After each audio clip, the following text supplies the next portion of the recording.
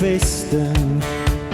Die Here is my krag, hy is my bron en hy is my redding, die een op wie ek wag.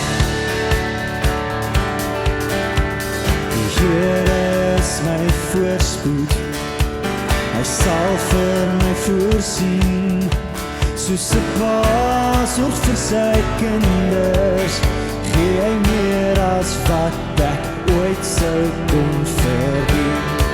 Prys die Here, en prys die